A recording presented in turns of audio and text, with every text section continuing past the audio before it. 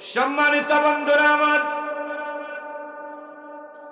আল্লাহ রাব্বুল আলামিন সূরা ফুরকানের 63 নম্বর আয়াতে কারিমার মধ্যে বলেন, ওয়া ইবাদুর রহমান, আমি রহমানের বান্দা হলো তারা, আল্লাযীনা ইয়ামশুনা আলাল আরদি হাওনা, যারা জমিনের বুকে চলাচল করে, জমিনের বুকে চলাচল করবে তারা নমনীয়তার সাথে একেবারে নরম ভাবে বিনা অহংকারে এই জমিনে চলাচল করবে। তার মানে আল্লাহ বলতে চাচ্ছেন, কেউ যদি আমার গোলাম হতে চায়, আমার বান্দা হতে চায়, তাহলে জমিনে চলাচল করার সময় কোনো অহংকার করা যাবে না। আমরা আজকে অহংকার করি কি করি না? অনেক বিষয়ে অহংকার করি। সবচেয়ে বড় অহংকার হলো আল্লাহর জমিনে চলবে কিন্তু আল্লাহর হুকুম মানবে না, আল্লাহর ইবাদত করবে না, আল্লাহর আযাবের কোনো ভয় পাবে না। এর চাইতে বড় অহংকার দ্বিতীয়টা হতে পারে না। আমাদের সমাজের মধ্যে এমন মানুষ আছে না নাই? উনি হয়তো বলতে পারে, আমি তো কোনো অহংকার করি না, নিরহংকার মানুষ, কিন্তু নামাজ পড়ে না, আল্লাহর বিধান মানে না। আল্লাহ বলেন, তার চাইতে বড় জালেম, তার চাইতে বড় নিমক হারাম আর কে হতে পারে? আমার জমিনে চলাচল করে কিন্তু আমার হুকুম মানে না, আমি যেভাবে চলাচল করার কথা বলেছি এইভাবেও চলাচল করে না, বরং জমিনের উপরে লাথি মেরে বলে, আমাকে ঠেকাই কে? আমার ক্ষমতা আছে, আমার প্রতিপত্তি আছে, আমার অর্থ আছে, আমার বল আছে, আমার শক্তি আছে। আল্লাহকে মানে না, বলে মানব যখন বুড়া হব তখন মানব, এখন যেহেতু যৌবন আছে একটু লারে লাপ্পালা করে নিজের জীবনটাকে উপভোগ করে, যৌবনটাকে উপভোগ করে, এমন কিছু মানুষ এই সমাজের মধ্যে আছে না নাই? নবী আমার বলে, কেউ যদি আল্লাহর বান্দা হিসাবে দাবি করে, তার সৌন্দর্য আল্লাহ দিয়েছে, তার দুইটা হাত মাথা তাকে দিয়েছে, সুস্থ সবল একটা দেহ তাকে দান করেছে, ওই ব্যক্তি যদি নিরহংকার হয়, অহংকার মুক্ত যদি হয়, যদি অহংকার না করে, তাহলে আমার আল্লাহ যা তাকে দান করেছে এর নিয়ামতের শুকরিয়া হিসাবে দৈনিক 5 বার আল্লাহর পক্ষ থেকে আজান হয় নামাজের জন্য, আল্লাহকে সেজদা করার জন্য। নবী বলে, কেউ যদি অহংকার মুক্ত জীবন যাপন করতে চায়, ওই ব্যক্তি যেন দৈনিক 5 বার আমার আল্লাহর কুদরতি পায়ে সেজদা করে কপাল ঠেকায়া তার সমস্ত অহংকারকে বিদূরিত করে। নামাজ পড়ার মানে হলো আমার সকল শক্তি, আমার ঐশ্বর্য, আমার সকল ক্ষমতা আমি আল্লাহর কুদরতি পায়ে সমর্পণ করে দিলাম। বুঝেন? নামাজ না পড়ার মানে হলো ফেরাউন নমরুদ যে অন্যায় করেছে আপনিও সেই অন্যায় করেছেন। ফেরাউন বলেছে, আনা রব্বুকুমুল আ'লা। আমার আলোচনার মধ্যে এটা একটা বিষয়। ফেরাউন অহংকার করেছে, কথা ঠিক কিনা? ফেরাউন কি করেছে? অহংকার করেছে। শুধুমাত্র অহংকার করে শেষ হয় নাই, অহংকারের চরম সীমানায় পৌঁছে গিয়ে যখন তার নবী মূসা আলাইহিস সালাতু ওয়াস সালাম বলে, তুমি রবকে ভয় করো, তখন সে বলে, কিসের আবার রব? আনা রব্বুকুমুল আ'লা, আমি হলাম সবচেয়ে বড় রব। আমার আল্লাহর এই কথাটা ভালো লাগে নাই। অহংকার যদি কেউ করে সে তো জান্নাতে যাবে না। জান্নাত তো পরের কথা, মরার পরে কবরে যাবে, কবর জগতে থাকবে, এর উপরে ময়দানে মাহশার তৈরি হবে, সেখানে উঠবে, আল্লাহর সামনে দাঁড়াবে, হিসাব নিকাশ হবে, এরপরে জান্নাত জাহান্নাম। কিন্তু একটা কথা মাথায় রাখবেন, শুধুমাত্র অহংকারের ফল কিয়ামতের ময়দানে দেওয়া হবে সেটা নয়। যারা এই জমিনে অহংকার করেছে, আমার আল্লাহ কাউকে এক বিন্দু ছাড়ও দেয় না। অহংকারীদের পতন এই জমিনের মধ্যে আল্লাহ দেখায় দিয়েছে। ফেরাউন অহংকার করেছে, তার ক্ষমতা আল্লাহ তাআলা তাকে দেখায় দিয়েছে। নমরুদ অহংকার করেছে, তার ক্ষমতা আল্লাহ তাআলা জমিনেই দেখায় দিয়েছে। কথা বলুন ঠিক কিনা?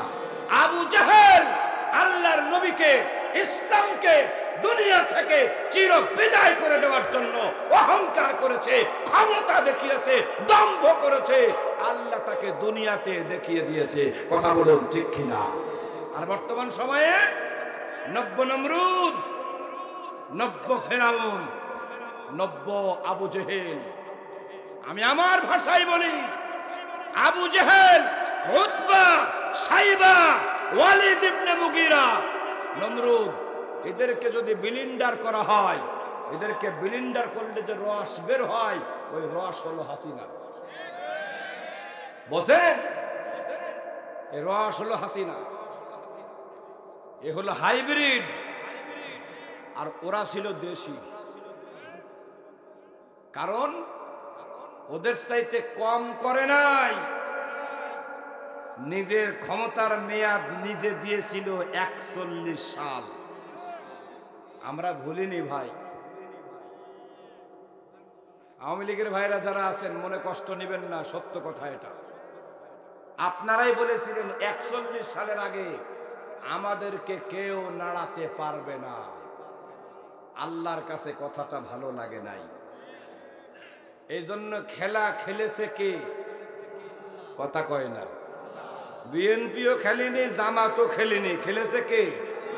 জোরে বলেন কে? আমার আল্লাহ খেলেছে, আল্লাহর নিয়ম অনুযায়ী, আল্লাহর সুন্নাত অনুযায়ী। আমি কি মিলাই দেব? দেব? ফেরাউন গাদ্দারি করেছে কার সাথে? অহংকার করেছে কার সাথে? আল্লাহ বলতেছে আমার সাথে অহংকার কে করবে? আমার সমমান কেউ আছে? তাইলে যেহেতু নেই, ও সামান্য সুনোপুটি আমার সাথে অহংকার করতে চায়, ওরে তো আমি বড় জিনিস দিয়ে মারব না, ওরে বড় জিনিস দিয়ে মারব না, ওরে আমি নিম্ন জিনিস দিয়ে মারব। ফেরাউনকে মেরেছিল পানিতে চুবায়ে। কিসে চুবায়ে? এ কি বড় কিছু? যারা বলেন, বড় বীর পালোয়ান দিয়ে কিন্তু মারিনি, ফেরেশতা দিয়েও মারিনি, মেরেছে কি দিয়ে? পানিতে চুবানি খেয়ে খেয়ে লাস্টে বলতেছে আল্লাহ আমানতু আন্নাহু লা ইলাহা ইল্লাল্লাহ। অথচ ক্ষমতা থাকতে বলেছে কিসের আবার আল্লাহ, আর ঠেলাই পড়ে তখন কালেমা গ্রহণ করেছে। তবে একটা কথা মাথায় রাখতে হবে, ওই সময়ের নবী আর এখনকার আলেম, নবী তো আর আসবে না, আসবে? ফেরাউনের এই অবস্থা হয়েছিল মুসা আলাইহিস সালাতু ওয়াস সালামের দুয়ার বরকত। কি ভাই কথা ঠিক আছে না? মানে মুসা আলাইহিস সালামকে এত অত্যাচার করেছিল যে লাস্টে উনি মানে অসহ্য হয়ে বলেছিল আল্লাহ এই শয়তানটা, মানে তোমার কাছে তো মাফ চাইলে তুমি মাফ করে দাও, দয়ার শরীর, তোমার কাছে মাফ চাইলে কি তুমি মাফ করে দাও। তো কিছু লোকের মাফ করা যাবে না, আল্লাহ কিছু লোকের মাফ করা যাবে না। এই যে আমাদের আমির শেখ, তিনিও বলেছেন আমরা মাফ করে দিলাম। হ্যাঁ আমরা মানি, কিন্তু উনি আবার একটা কথা বলে রেখেছে, এটাই হলো রাজনৈতিক মায়ের, যে কেউ যদি তার সন্তান হত্যা, তার স্বামী হত্যা বা নিজের থেকে তারা যদি মামলা করতে চায়, তাইলে আমরা সাহায্য করি। তার মানে আমি মারবো না, আমি সাইড বাইরে দিয়ে মারবো। কথা বুঝতে পারছেন? তো ফেরাউন এতটাই অত্যাচার করেছিল মুসা আলাইহিস সালাতু ওয়াস সালামকে। মুসা আলাইহিস সালাম অতিষ্ঠ হয়ে আল্লাহকে বলেছিলেন, আল্লাহ এই শয়তানটা যেন মরার আগে কালেমা নসিব যেন তার না হয়। ফেরাউন যখন পানির মধ্যে নিমজ্জিত, নাকানি সুবানি পচা কাদা খেয়ে যখন ফেরাউন তার জীবন যাই অবস্থা, চিন্তা করলো আমার তো আজকে বাঁচার কোনো লাইন নাই, যদি আমাকে বাঁচাতে পারে তাহলে একমাত্র আল্লাহ। এই জন্য ফেরাউন সুবানি খায় আর বলে, আমানতু, আমি ঈমান আনলাম, আন্নাহু লা ইলাহা ইল্লাল্লাহ, আমি আল্লাহর প্রতি ঈমান আনলাম। এরপরেও যখন আল্লাহ তারে ছাড়ে না, তখন বলতেছে, আমানতু আন্নাহু লা ইলাহা ইল্লাল্লাযী আমানাত বিহি বানু ইসরাঈল। ও আল্লাহ, মুসা বনে ইসরাইলের পক্ষ থেকে দাওয়াত দিয়েছিল, তারা তো সবাই তোমার ইবাদত করে, তোমার উপরে ঈমান আনে। আজকে আমিও কথা দিলাম যে মুসা আর বনে ইসরাইল কওমদেরকে ধ্বংস করেছি, তাদেরকে মেরেছি, তাদের অত্যাচার করেছি। ওই বনে ইসরাইল কওমের লোকেরা তুমি যে আল্লাহর প্রতি ঈমান এনেছে আর তুমি তাদের পক্ষ হয়ে আমারে সাইজ করতেছো, ও আমার আল্লাহ, আমিও তুমি সেই আল্লাহর প্রতি ঈমান আনলাম, এখন দয়া করে আমাকে ছেড়ে দাও, আমাকে ছেড়ে দাও। তাফসীরের মধ্যে এসেছে, ফেরাউন যখন বলে আমি ঈমান আনয়ন করলাম, এই কালেমা পড়তেছি, আমি মুসলমান হয়ে যাব, আমার আল্লাহ রাব্বুল আলামিন তখন একটা ফেরেশতা পাঠায় বলে, ফেরেশতা রে, ফেরাউনের মুখের মধ্যে কাদা ঢুকায় দে, বালি ঢুকায় দে, যাতে ঈমানের পরিপূর্ণ কালেমা ওর নসিবে না জোটে। তার মানে মুসা আলাইহিস সালাতু ওয়াস সালাম ব্যক্তিগতভাবে ওর প্রতি এত রাগ ছিল, ক্ষমা করে নাই। বাংলাদেশের আলেম উলামা যাদেরকে বিনা অন্যায়ে ফাঁসির কাস্টে ঝুলানো হয়েছে, ইসলামী আন্দোলনের কর্মী যাদেরকে বিনা অন্যায়ে রাজাকারের তহমত দিয়ে তাদেরকে ফাঁসির দড়িতে ঝুলানো হয়েছে, তাদের পরিবার যারা আছে তারাও কখনো এই স্বৈরাচারকে ক্ষমা করবে না। আল্লামা সাঈদী তোমাদের 14 গোষ্ঠীকে এক জায়গায় করলেও আল্লামা সাঈদীর জুতা টানার যোগ্যতা রাখো না। তোমরা যাকে 1000 বছরের শ্রেষ্ঠ বাঙালি বলো, হ্যাঁ তাকে আমরাও সম্মান করি, তিনি একজন গ্রেট লিডার। বাংলাদেশের স্বাধীনতার সময়ে তার ভূমিকা অনস্বীকার্য, কিন্তু উনারে জোর করে এত সম্মান দেখানো হয়েছে, লাস্ট পর্যন্ত বাংলার জমিনে এত সম্মান দেখাতে চেয়েছিলে, যেখানে তোমার বাবার মূর্তি সেখানে ভাঙ্গা, যেখানে বাবার ছবি সেখানে ভাঙ্গা, ভাঙ্গা ভাঙ্গি ছাড়া আর কিছুই দেখাতে পারো না। আর 1000 বছরের শ্রেষ্ঠ বাঙালি যদি কাউকে বলতে হয়, আল্লামা সাঈদীকে বলতে হয়। তোমাদের কয়জন চেনে নিয়া? বাংলাদেশ বলে একটা দেশ আছে, এটা একসময় বিশ্ব চিনত না, এই ক্রিকেট খেলার মাধ্যমে চিনেছে মানুষ। আর এখন চেনে হাফেজে কোরআন, সারা বিশ্বের বুকে তারা আজকে কোরআন তেলাওয়াতে প্রথম স্থান অধিকার করে পুরস্কার ছিনায় এনে 200-250 রাষ্ট্রের ভিতর থেকে, তাই মানুষ চেনে। সুনামও নাম, কুনামও নাম। আরব দেশে যান, যান আপনি এখনই যান, সাঈদীরেও চেনে, হাসিনারেও চেনে। আমারে বলতেছে এটা বাঙালি, নাম হাসিনা, হাসিনা ইয়া কাফের, ইয়া কাফের, খান্নাস, খান্নাস। আল্লামা সাঈদী হক, হক, সুবহানাল্লাহ। বুঝেন, অহংকার হলো পতনের মূল। অহংকার কি? সময় নিয়ন্ত্রণ করে কে? সময়ের মালিক কে? আল্লাহ বলেছে যে সেই সময়কে যারা নিজেদের নিয়ন্ত্রণে নিতে চায়, যারা সময়কে নিজের গোলাম বানায় নেয়, এই সময় তাকে উচিত জবাব দেয়। কোথায় 41 সাল আর কোথায় 24 সাল? বোঝে ভাই, রাগ করেন না আমার কথায়। আপনি একটু বোঝেন না, কারণ আপনি তো গাঁজা খান না, রাত্রে দিনে খান। আপনি কার জন্য লড়াই করেন? সে তো আপনাকে এতিমের মতো ফেলে চলে গেছে। হাজার হাজার কোটি টাকা লোপাট করে বিদেশের ব্যাংকে জমা করেছে। সারা জীবন সেখানে খাবে, তুমি কোন সেট খাবা বলো? জোন না খাটলে তোমার পেট চলে না, তুমি আবার তার স্লোগান দাও। এজন্য যিনি খাওয়ায় তার কাছে মাথা নত করেন, ঠিক কি না? কিসমত পরিবর্তন হয়ে যাবে।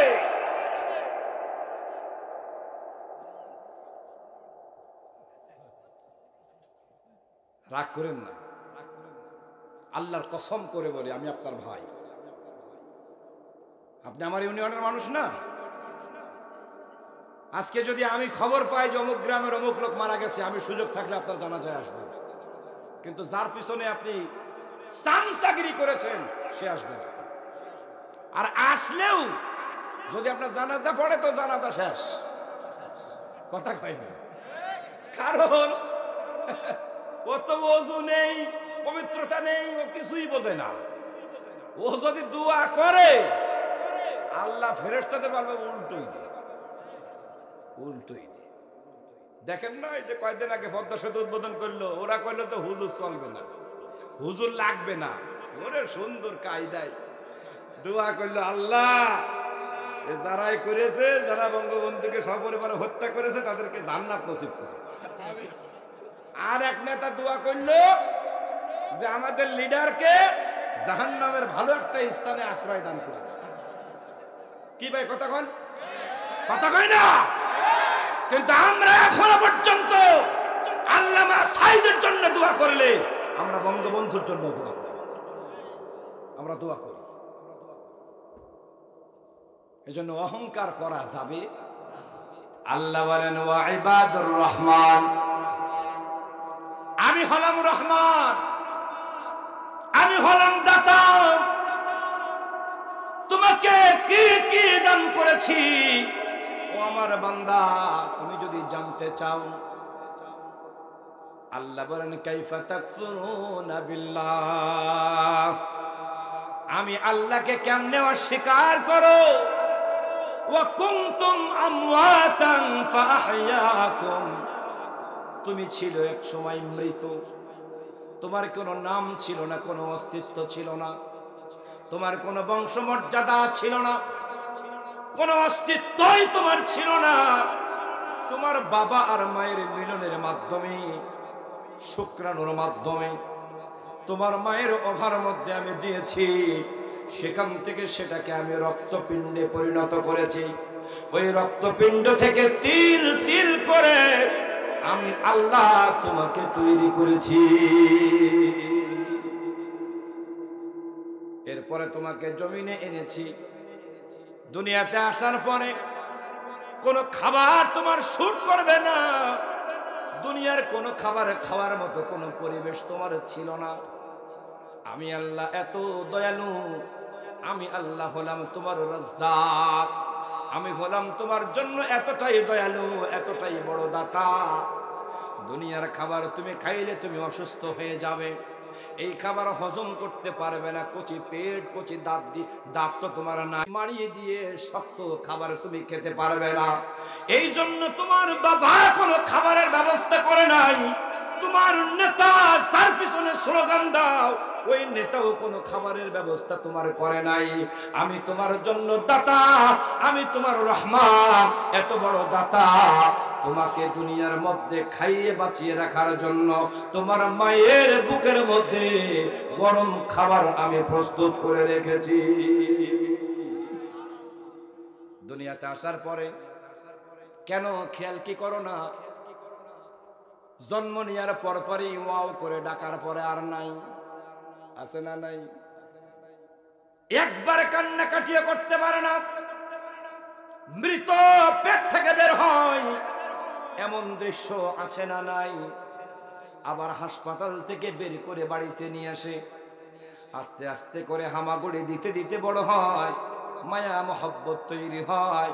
এরকম হামাগুড়ি দেওয়া মাসুম বাচ্চাকেও আল্লাহ দুনিয়া থেকে নেন না, নেন না? জোরে বলেন, প্রমাণ আছে না নাই? আবার সেখান থেকে একটু বড় করে, তার মানে এমন কোন অবস্থা নাই যে অবস্থায় এই দুনিয়া থেকে আমার আল্লাহ নিতে পারে না। এজন্য আল্লাহ বলে, কেমনে আমাকে অস্বীকার করো রে বান্দা? ওয়া কুনতুম আমওয়াতান ফাআহইয়াকুম, তুমি ছিলে মৃত, আমি আল্লাহ দয়া করে তোমাকে জীবন দান করেছি,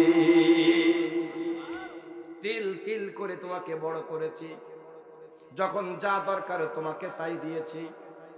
তোমার খাদ্যের প্রয়োজন তোমার বাবার মাধ্যমে রিজিকের ফয়সালা করেছি, তোমার মায়ের দুধের মাধ্যমে ঔষধের ব্যবস্থা করেছি। আস্তে আস্তে যা প্রয়োজন আমি আল্লাহ সবটা মিটাই দিয়েছি। এতটুক ছিলে, সেখান থেকে এত বড় হলে, এখান থেকে এত বড় হলে, কোনো অসুবিধা তোমার হয় নাই। বড় হয়েছ, আজকে বড় হয়ে আমি আল্লাহকে ভুলে গেছ। তোমার শক্তি ছিল না, ট্যা ট্যা করে কান্না ছাড়া কোনো উপায় ছিল না। আজকে শক্তি হয়েছে, মসজিদের সামনে দিয়ে পার হয়ে চলে যাও, একটা বারের জন্য মসজিদের দিকে তুমি তাকাও না।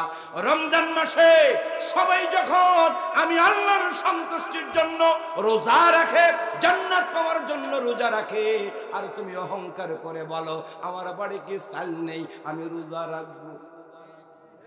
আছে না নাই? আমার কি টাকার অভাব আছে, আমাকে না খেয়ে থাকতে হবে? ও বান্দা, এত অহংকার করো না। আমি আল্লাহ ইচ্ছা করলে তোমার মতো কত মানুষকে দুনিয়া থেকে বিদায় করে দিয়েছি। দুনিয়া দুনিয়া করো, এ দুনিয়া তো থাকার জায়গা না। কথা কয় না? হ্যাঁ, দুনিয়া থাকার জায়গা না, এ দুনিয়া দুনিয়া থাকার জায়গা না।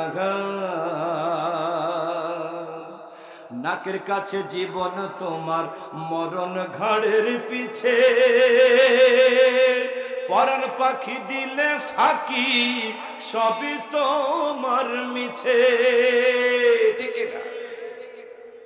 আজকে তুমি দুনিয়া দুনিয়া করে পাগল পারা হয়ে যাও, অথচ এই দুনিয়া একবার মরে দেখো তোমার আপন না।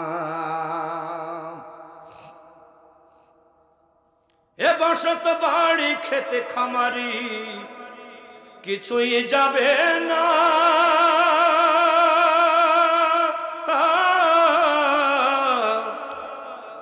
মাটির বাড়ি মাটির ঘর, মাটির হবে বিছানা। এ বসত বাড়ি খেতে খামারি কিছুই যাবে না, মাটির বাড়ি মাটির ঘর, মাটির হবে বিছানা। সোনারি অঙ্গ মাটিতে পচে হবে সাঙ্গ, ঈমান আর আমল ছাড়া কিছুই তো আর যাবে না। কবরই হবে তোমার আসল ঠিকানা। তাহলে কার জন্য পাগল হয়ে যাও? এই দুনিয়া দুনিয়া করে পাগল হয়ে যাও, টাকার জন্য পাগল হয়ে যাও, ক্ষমতার জন্য পাগল হয়ে যাও। ক্ষমতাকে পাবার জন্য নয়ছয় করো, চুরি করো, ডাকাতি করো, জুলুম করো, ওই ক্ষমতা তোমার যাবে না, টাকা তোমার যাবে না। ঠিক কিনা? এজন্য অহংকার না করে আপনার মস্তককে অবনমিত করে আল্লাহ রাব্বুল আলামিনের কদম মুবারকে ফেলে যখন আপনি বলেন সুবহানা রাব্বিয়াল আ'লা, আমার আল্লাহ রাব্বুল আলামিন বলে ও ফেরেশতারে দেখ দেখ দেখ আমার বান্দাকে কত নিয়ামত দিয়েছি। ও ইচ্ছা করলে তার ঘরের মধ্যে থাকতে পারতো। ঘরের মধ্যে এসি আছে, মসজিদের মধ্যে এসি নাই। এসির মধ্য থেকে বের হয়ে মসজিদের মধ্যে গরম পরিবেশের মধ্যে আমাকে সিজদা করার জন্য যখন বের হয়ে যায়, আমার কদম মোবারক যখন তার মস্তককে লাগায় বলে সুবহানা রাব্বিয়াল আ'লা। ফেরেশতা তোমরা সাক্ষী থাকো, আমার বান্দা আমার পায়ের কাছে তার মাথাকে নত করে যেহেতু আমার জন্য সে প্রশংসা করলো, তাসবিহ পড়লো, ওই তাসবিহর ওসিলায় আমার বান্দার तमाम জিন্দেগীর গুনাহগুলো মাফ করে দিলাম। আপনি অহংকার করেন, আল্লাহ বলে আমার বান্দা যারা হবে এই জমিনের মধ্যে তারা কখনো কোনো অহংকার করবে না, অধ্যত্বপূর্ণ আচরণ করবে না। আমি আল্লাহর পক্ষ থেকে যখন ডাক দেওয়া হবে আরামের ঘুমকে হারাম করে দিয়ে আমার জন্য নিবেদিত প্রাণ যারা হয়ে যাবে, আমি আল্লাহ তাদের জন্য এমন পুরস্কার রেখেছি যে পুরস্কার আসমানের নিচে জমিনের উপরে কোথাও খুঁজে পাওয়া যাবে না। আল্লাহ বলেন আমার বান্দা হলো তারা এই জমিনে চলাচল করতে গিয়ে সামান্যতম অহংকার করে না যারা। এই জমিনে যারা অহংকার করে আল্লাহর কাছে জমিন প্রার্থনা করে আল্লাহ ওরে শুধু পাঠাও। কি করো? ওরে পাঠাও, আমার কাছে নিয়ে আসো। ও তো তোমারে চেনে নাই, ও আমারে চিনুক। আমি কি? তাফসীরের মধ্যে এসেছে যারা অহংকারী তারা যখন কবরে যাবে কবরের মাটি তাদের দুই পাশ থেকে এমন চাপ দেবে তার পাজরের হাড্ডিগুলো কড়মাড় কড়মাড় করে ভেঙে টুকরো টুকরো হয়ে যাবে। আল্লাহর বান্দা হওয়া অত সহজ না, অত সহজ না। আল্লাহর নিয়ামত যত আপনার জন্য বেশি হবে আপনি তত আল্লাহর কাছে নত হবেন। এই আমাদের হুজুররা আজকাল অহংকার করে, সালাম দিলে উত্তর নেয় না। হুজুর আসসালামু আলাইকুম, ওরে চান্দা তুলে মারতে হবে, কথা কয় না। সালাম দেওয়া কি? সালাম দেওয়া আর জবাব দেয়া কি? ও যখন জবাব দেবে না ঘাট যাইতে পারবে। আপনি হয়তো বলতে পারেন তো হুজুর কি করে মারবো? কে, ও তো হুজুর না, কিসের হুজুর? কথা কয় না। সালাম যদি জোরে দেয় জবাব হবে জোরে, সালাম যদি মনে মনে হয় উত্তর হবে মনে মনে। সমস্যা মাসালা তো আছে, মনে মনে নিবা কেন তুমি? আল্লাহ তোমার জবান দিইনি, তুমি কি বুবা? কিছু হুজুররা আছে, নেতারা আছে, উত্তর তো দূরের কথা, আছে না নাই?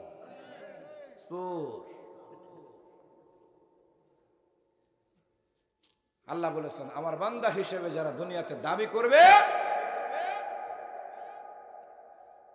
ওয়া ইবাদুর রহমান আল্লাযীনা ইয়ামশুনা আলাল আরদি হাওনা, তারা জমিনে কখনো অহংকার প্রদর্শন করবে না, দম্ভ ভরে মাটিতে আঘাত করে তারা চলবে না।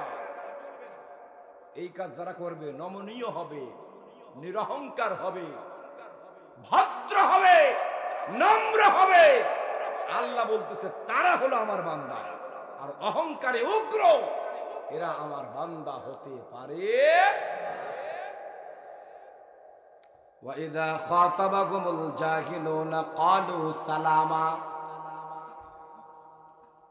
এরা যখন জাহেলদের সাথে কথা বলবে তখন তারা অযথা তর্ক করবে না। এখন জাহেল কারা? জাহেল মানে হলো মূর্খ। কিন্তু আমাদের সমাজে কিছু জাহেল আছে, এরা বলেন নামাজ লাগবে কেন? আছে না নাই? এরা বিভিন্ন পীরের মুরিদ। আপনাদের এলাকায় পীরের মুরিদ আছে কিনা আমি জানি না। পীরের মুরিদ হওয়া ক্ষতি না, বরং পীরের মুরিদ হওয়া ফরজ। কোরআনে কারীমে এসেছে ফাসআলু আহলা যিকরি ইন কুনতুম লা তা'লামুন, তোমরা যেটা জানো না সেটা যারা জানে তার কাছে যাও, জানতে যাও। পীর শব্দের অর্থ, পীরটা হলো ফার্সি শব্দ, কথা বোঝেন নাই? ফার্সি শব্দ হলো পীর, আরবিতে বলে উস্তাদ, আর বাংলায় হলো শিক্ষক। বাংলায় কি? এখন শিক্ষকের কাছে কারা যায়? যারা জানে তারা, না যারা না জানে তারা? কথা কয় না। তাইলে যেই বিষয়ে তোমার জ্ঞান নাই ওই বিষয়ের জ্ঞান যাদের আছে তার কাছে যাও, এটা কে বলেছেন? এখন কোন বিষয়ে আপনি যাবেন? কেন আপনি যাবেন? এই কারণে যে আল্লাহ তাআলা আপনাকে আমাকে সৃষ্টি করেছেন তার ইবাদত করার জন্য। এই ইবাদতকে পরিপূর্ণভাবে করতে গেলে যা জানা দরকার ওটা যদি আপনি না জানেন তাহলে সেটা জানার জন্য পীরের কাছে যাবেন। কিন্তু আমার দেশে মাশাআল্লাহ অনেক পীর আছে, তারা নামাজই পড়ে না। তারা দাড়ি মাইক্রোস্কোপ যন্ত্র দিয়েও দাড়ি তালাশ করে পাওয়া যায় না। বিড়ি সিগারেট ছাড়া মাল খায় না, নারী ছাড়া উনি চলেই না, কথা কয় না। আছে না নাই? তাইলে আপনি ওই পীরের কাছে যাবেন যেই পীরের কাছে গেলে আল্লাহর কোরআন পাওয়া যায়, নবীর সুন্নাহ পাওয়া যায়। যদি কোনো দরবার থাকে আপনিও যান, আমিও যাব। কিন্তু যেখানে নামাজ নাই, ইসলাম নাই, কোরআন নাই, সুন্নাহ নাই, ওই জায়গায় যেন খবরদার যাবেন না। কেউ গেলি ওরে বাধা দেবেন, এটা হলো আপনার দায়িত্ব। তো আমার দেশে কিছু নেড়ার ফকির আছে, বিড়ি ছাড়া সকাল সন্ধ্যা কিছুই চলে না, কিন্তু আবার শরীয়ত মারফত নিয়ে তারা আবার ওই যে বহাস করে, আছে না নাই? এদেরকেই বলা হয় জাহেল। এদেরকে কি বলা হয়? আবু জেহেল যে মূর্খ ছিল তা কিন্তু না। আবু জেহেলের আরেক নাম ছিল আবুল হিকাম, তা জানেন তো? হিকাম মানে কি? জ্ঞানী। হাকিম মানে ও সাধারণ জ্ঞানী না। আবুল মানে হলো বাপ, ও হলো জ্ঞানের বাপ ছিল, কিন্তু ওর জ্ঞান ছিল সব হলো উল্টো। ওর জ্ঞান কি ছিল? যখন ইসলাম আসলো, কোরআন আসলো, ওহির জ্ঞান যখন আসলো, তখন মানুষ দেখলো আবু জেহেল তো সব মানুষ ঠকানো কাজ করে রে। কথা বোঝেন নাই? উন্নয়ন উন্নয়ন উন্নয়ন উন্নয়ন করে করে কোটি কোটি টাকা লোপাট করে খেয়ে ফেলেছে। কথা কয় না? আছে না নাই? যে পদ্মা সেতু বানাইছে, যে টাকা খরচ করছে, এরকম আরো 11টা পদ্মা সেতু হবে। এই টাকা গেল কই? কথা কয় না?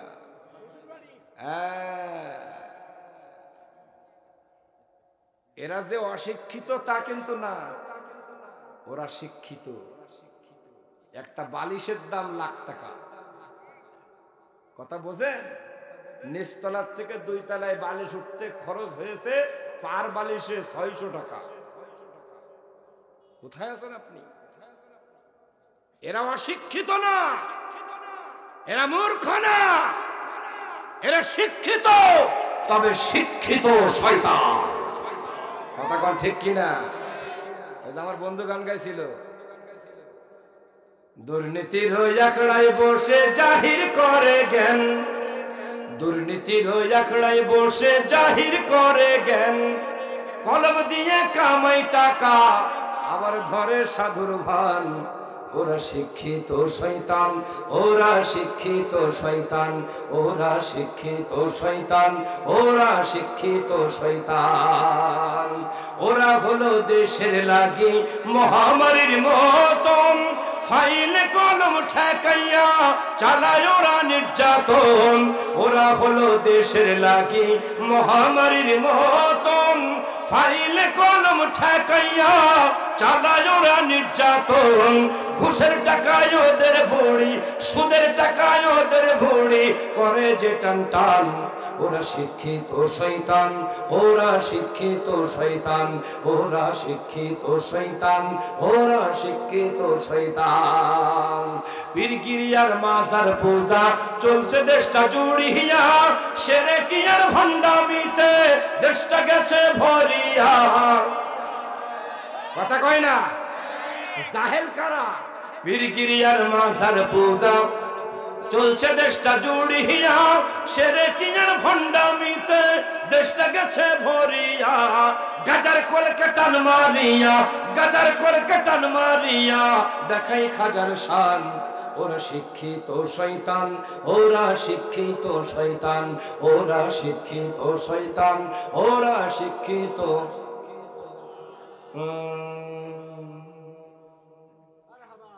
একজনরে বললো তুমি মাজারে বসে গাঁজা খাও, সাবধান, এটাকে গাঁজা বলবেন না, এটা আল্লাহর সৃষ্টি সিদ্ধি পাতা। কি বলতেছে? সিদ্ধি পাতা, আল্লাহর সৃষ্টি। আপনি গাঁজা বলতেছেন, বোঝে? গাঁজা খায় রাজা। গাঁজা খাই কে? কয় তুমি কিসের রাজা? কয় যখন টান মারি তখন মনে হয় সব নিচে আমি উপরে। আছে না নাই? এরা আবার দেখবেন শরীয়ত, মারফত, তরিকত, হাকিকত এত ওয়াজ করে, লাস্টে আপনার নামাজ, কুরআন, হাদিস কোন জায়গায় নাই এ বিশ্বাস করে আশাই লাগবে। আমাদের এলাকায় কিছু লোক আছে নামাজ কালা মসজিদে এসে পড়বে না, রাত 12টার সময় রাস্তা বসে এরকম করে। আছে না নাই? আপনাদের এলাকায় আছে? কি হলো হুজুর, হঠাৎ করে চিনলেন কেন? বলে আমি যা দেখি তোমরা তো দেখো না। তুমি কি দেখলে? মানে কাবা করার পরে মুরগি উঠেছে, যদি পায়খানা করে তাড়ায় দিল। এরকম কিছু শয়তান আছে না নাই? আল্লাহ বলে রহমানের বান্দা যারা হবে, ওয়াইদা খাতাবাহুমুল জাহিলুন, তোমরা এই সমস্ত জাহিলদের সাথে যখন কথা বলবে, খাতাবাহুম, তোমরা যখন কথা বলবে ওদের সাথে বাড়তি কোনো তর্ক করবে না, ওদের সাথে কোনো গঞ্জাম ফাসাদ তুমি করবে না। এজন্য আল্লাহ বলেছেন তোমরা পরধর্ম, যেটা আমাদের ভাষায় বিধর্মী যারা, তাদেরকে গালি দেবে না, তাদের দেবতাদেরকে গালি দেবে না, কারণ তারা অজ্ঞত বসরে তোমাকে গালি দেবে, তোমার আল্লাহকেও তারা গালি দেবে। আল্লাহ বলেন যারা রহমানের বান্দা তারা কোনোদিন অহেতুক কোনো তর্ক করে না। বিশেষ করে যারা জাহেল, যারা মূর্খ, যারা দিন সম্বন্ধে বোঝে না, ইসলাম সম্বন্ধে যারা বোঝে না। এখন আপনি হয়তো বলতে পারেন ওরাও তো ধর্মের কথা বলেন না, ওরা ধর্মের কথা বলেন নেক সুরতে ধোঁকা দেয়। মিশকাতের হাদিস, আল্লাহর নবী সাল্লাল্লাহু আলাইহি ওয়াসাল্লাম বলেন কিয়ামতের ময়দানে ৭৩টা দল হবে। কয়টা? ৭৩টা দল হবে। তার মধ্যে একটা দল, একটা কাতার মানুষ জান্নাতে যাবে, আর বাকি ৭২ দল বা ৭২ কাতার যাবে আল্লাহর জাহান্নামে। সাহাবায়ে কেরাম এই কথা শুনে আতঙ্কগ্রস্ত হয়ে গেল, কারণ তারা জীবনের চাইতে জান্নাতের মূল্য দিয়েছে বেশি।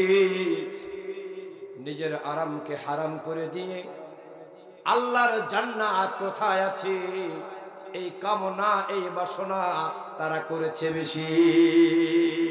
ঠিক কি না? জান্নাত পাওয়ার জন্য আল্লাহর রাস্তায় নিজের জীবনটাকে কোরবানি করে দিয়েছে। বাসর রাত করে নয়, বিবাহ করার সাথে সাথে যুদ্ধের দামামা বেজে গেছে।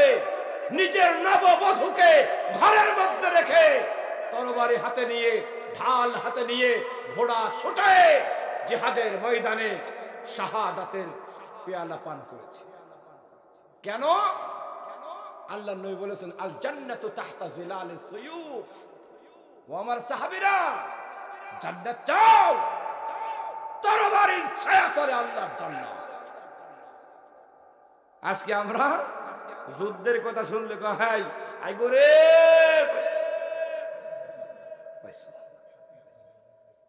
বাংলাদেশেও অনতিবিলম্বে একটা ঘটনা ঘটবে। দেখেন আপনি, আমাদের বর্ডার এখন অশান্ত, ইন্ডিয়ার সাথে আমাদের একটা যুদ্ধ লাগবে। কথা বুঝছেন? এটা হলো গাজওয়ায়ে হিন্দ, আল্লাহর নবীর ভবিষ্যৎ। গাজওয়াতুল হিন্দ, হিন্দুস্তানের সাথে একটা যুদ্ধ হবে মুসলমানদের। এই যুদ্ধে যারা শরীক হবে, আল্লাহ তাআলা বলেন বদর যুদ্ধের সাহাবীদের চাইতে বেশি মর্যাদা লাভ করবে তারা।